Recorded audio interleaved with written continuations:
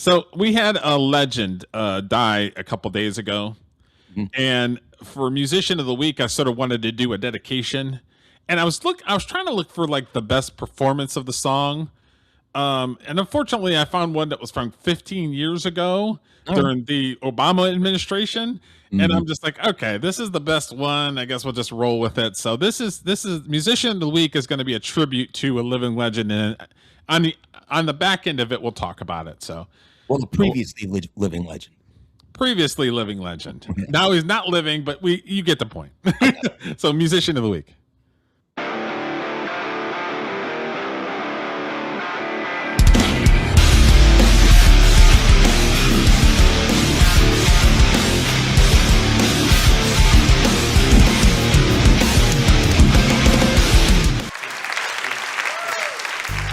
Ladies and gentlemen, Steve Cropper.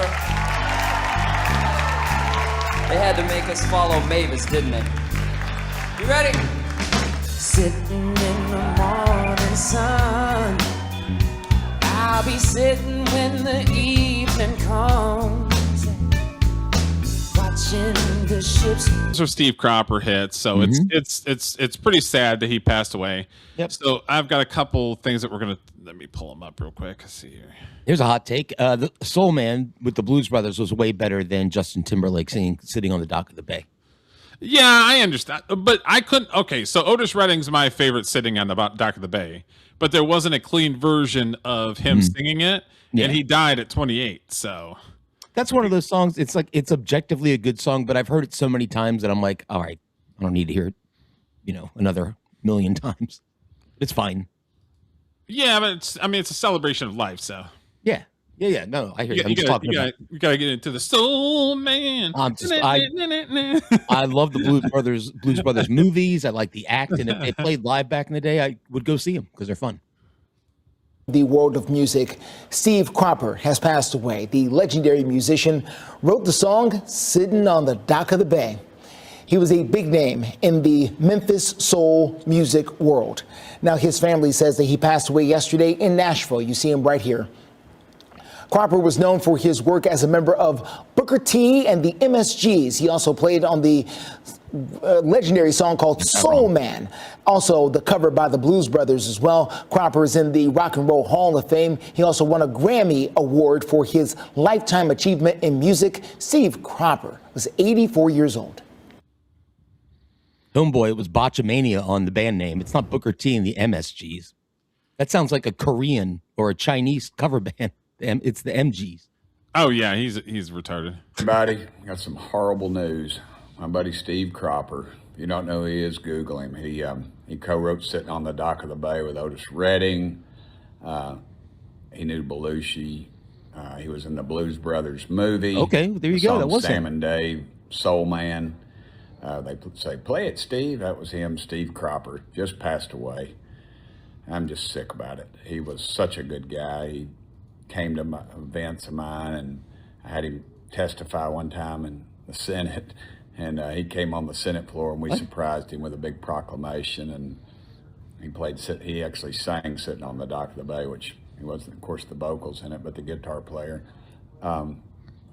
Musical icon, and just a very decent guy. I went through a tough spell in Nashville. I had a bunch of death threats, and he invited me over to the house, and we had gumbo. He makes this gumbo. It was just magic. It took like 2 days for him to make it. And just out of curiosity, question real quick, is the death threats, were those coming from Republicans or Democrats? Oh, yeah, that's right. Probably Democrats. They're the violent ones, right? Yeah. Yes. Anyway. Not to put politics in it, but he is a person that is in the Republican Party who is friends with Steve Cropper. No, it's not politics. It's just statistics. Democrats are the reason we have to have locks on our doors. Steve Cropper. I mean, that's true. True. And the entire Manson family, including Manson, all voted Democrat. So there you go. Wife Angel. God bless you, Steve. You were the best. And he's in the Rock and Roll Hall of Fame. Booker T and the MGs, Green Onions. There, he nailed it. Look it up. You won't. This guy was incredible. And I was at an event one time he was playing at, and they didn't announce he was going to play. And all these music people were there, and this big star was singing, doing this thing or whatever. It's supposed to be the next whoever, I don't know, Grammy Award winning guy. And then they said, hey, we got a special guest with us tonight, going to sit in with us a few songs. He said, Steve Cropper. And I remember watching everybody, and it was in Nashville, so it was all the music industry people were there, and they all just stopped. I mean, mid-conversation, you could have heard a pin drop. Everybody's head just turned, and Cropper got out there and just lit it up. You know, man, what an icon, what a friend. I'm just blessed that I got to know him. So God bless you, Steve. So, yeah, Steve Cropper, legend. Blues legend, for sure. Blues Rest legend. in peace. I mean, if he wrote Dock of the Bay, I mean, that's... Iconic song.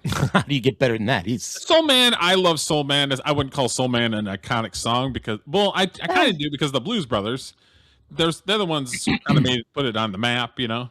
That's true. I hadn't heard of it. On the Dock of the Bay, I mean... No, that's an iconic song. That's everybody knows that song. Even young and old, I would say, recognize that tune. Oh yeah, absolutely. And if he wrote it, that's one of those songs. The people who write hundreds of songs, me. But if you go, yeah, I wrote Dock of the Bay, you're like, oh, well, that's all you really needed to do. Perfect. Yeah, it's a good song to be known for. Is my point. Yeah, it is a good song. It's like Paul McCartney saying, well, yeah, I wrote Yesterday. You're like, all right, well, that's really all you needed to do. Thanks for the other stuff, though.